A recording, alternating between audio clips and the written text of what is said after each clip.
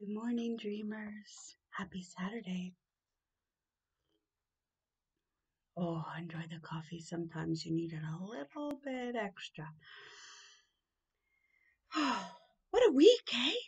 That's Tuli. She's about to leap. This week was so jam packed, filled with lessons for me. And something came across my path several times. And I was trying to sort it out with a friend on Thursday. And I was like, yeah, this is happening. Hmm. And I realized it's the lesson between peacemaking and peacekeeping. Because there's a difference, a massive difference. In Second Peter chapter 3, Peter writes, as often as you're able, live at peace with those around you.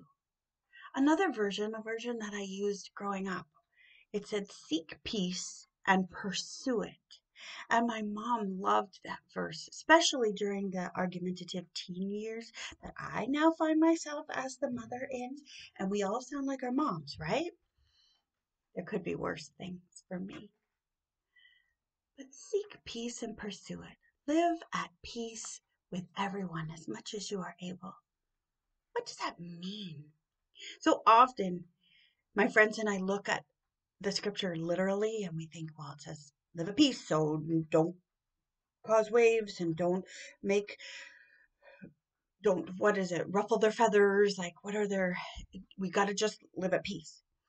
But then we learn we got to look at the Bible. What does it mean? Now what does it say? And here's the thing, Jesus said blessed are the peacemakers. He didn't say blessed are the peacekeepers.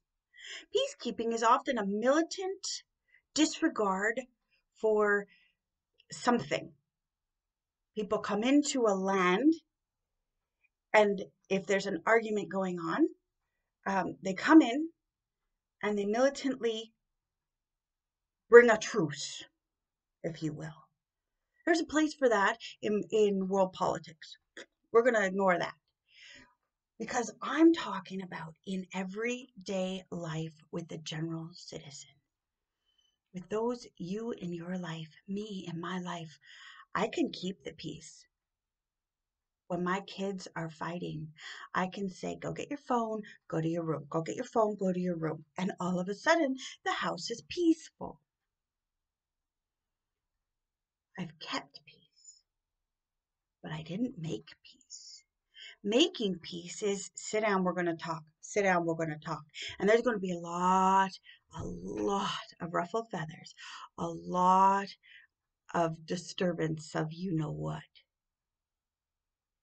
But at the end of the day, they will have an understanding that will bond them together far greater than they were bound together before the making of peace. A peace is more than a treaty, more than a retreat so that we don't have an argument. To make peace is to be actively involved in people's worlds. It happened with a friend of mine this week, a dear friend.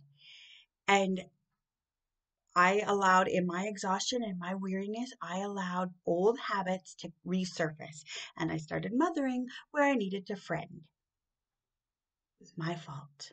I was in the wrong. And in the mothering, I said something that disturbed her spirit. And she decided, instead of keeping peace, just let it go.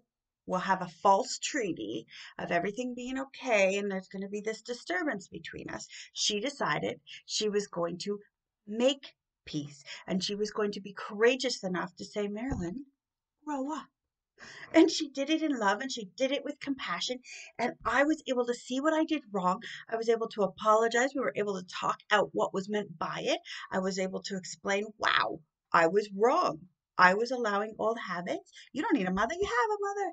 You just need a friend. And we came together because she was willing to make peace. And our friendship is stronger today because of it. It's awesome.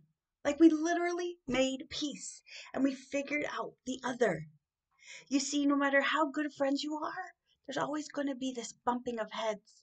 Often relationships become abusive because one partner says, I gotta keep peace, and the other says, I get away with this. So I'm gonna keep on oppressing because they're not standing up for themselves. It might not even be conscious. It's just this power dynamic happens when they should be partners. But if this partner had the courage and understood who they were in Jesus and understood who they were created to be, and they came back with, hey, you don't treat me like that. Let's talk about the underlying issue here. Then they can remain partners. But instead, in keeping the peace instead of making the peace, the power dynamic spreads and it becomes abusive rather than a partnership. That can happen in marriages, friendships, everything, any kind of relationship. I have this one friend, and online we always post stuff at each other, but not at, right? Like if she posts something that I disagree with, because I love her and I respect her and I know I'm safe with her, I know I am respected as well, I will say, here's the other point of view.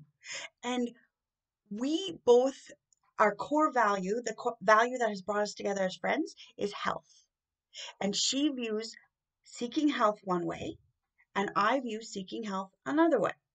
Okay, so in doing that, she puts her perspective, I answer with mine. Because we respect each other, we can enjoy the core value, meet together every single week to help each other in our health journeys, and we can remain friends. And we have come to this place where we just remind each other in love there is another perspective. That's all we do. We don't preach at each other. We don't take on each other. It's not a militant forcing of a treaty. There are others that have the exact same opinion she has, and guess what? I scroll right on by because my spirit is so disturbed by them because all they want to do is have their opinion made, and it's a forced treaty that they want to see happen. I believe this, and if you don't believe me, you're wrong. Come at me. And it's almost like a dare. But she's like, no, this is my opinion. And I say, this is mine. And she says, I respect you. I love you. I say, I respect you. I love you. And we remind each other there's a difference and we're allowed to be different. And we keep the peace by making peace. So I pray for peace for you today. This has been a little bit longer than normal, but it was at me all single day, every day this week. And so I thought, wow, I got to share that over coffee because it's cool stuff, man. So I pray that you will be a peacemaker today and that you will see the value in flipping some tables, if you will, in order to make ultimate peace and to show other people their value and to show yourself who you've been created to be. Have a happy Saturday. Sorry it was a little longer. Get at your day. Sweet dreams.